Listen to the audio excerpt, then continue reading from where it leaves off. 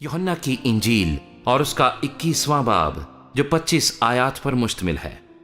इन बातों के बाद यीशु ने फिर अपने आप को तिब्रियास की झील के किनारे शागिर्दों पर जाहिर किया और इस तरह जाहिर किया।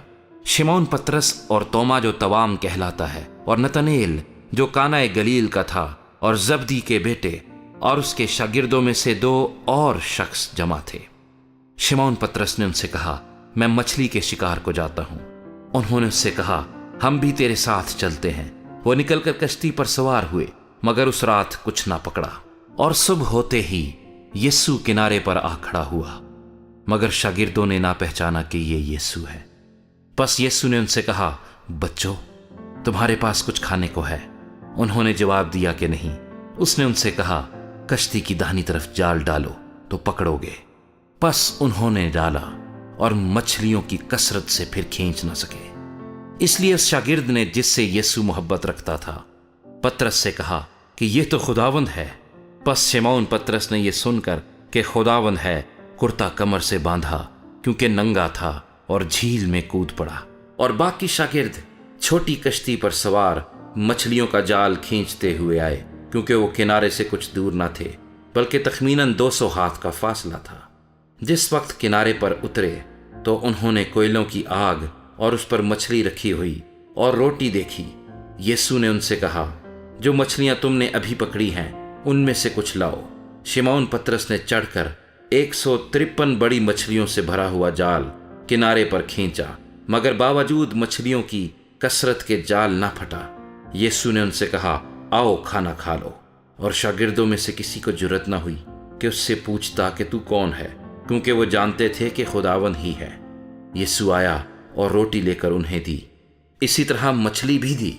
यीशु मुर्दों में से जी उठने के बाद ये तीसरी बार शागिर्दों पर जाहिर हुआ। और जब खाना खा चुके तो यीशु ने शिमोन पतरस से कहा, ए शिमोन यूहन्ना के बेटे, क्या तू इनसे ज्यादा मुझसे मोहब्बत रखता है?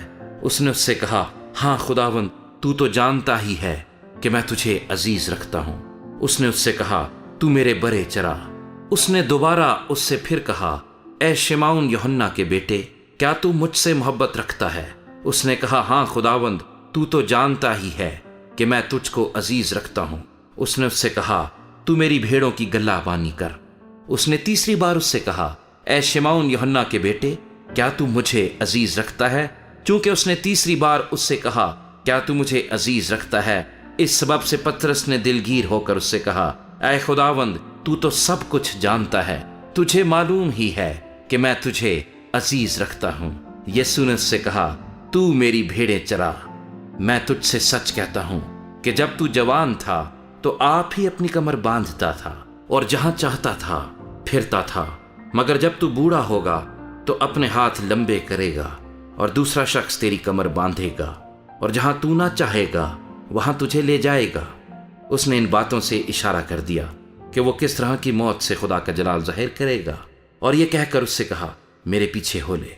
पतरस ने मुड़कर उस शागिर्द को पीछे आते देखा जिससे यीशु मोहब्बत रखता था और जिसने शाम के खाने के वक्त उसके सीने का सहारा लेकर पूछा था, क्या है खुदावंद, तेरा पकड़वाने वाला कौन है? पतरस ने उसे देखकर यीशु से कहा, ऐ खुदावंद, इसका क्या हाल होगा? यीशु ने उससे कहा, अगर मैं चाहूं कि ये मेरे आने तक ठहरा रहे तो तुझको क्या, तू मेरे पीछे हो ले।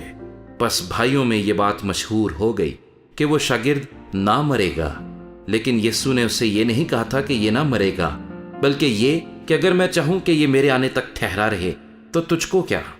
ये वही शागिर्द है जो इन बातों की गवाही देता है और जिसने इनको लिखा है, और हम जानते हैं कि उसकी गवाही सच्ची है।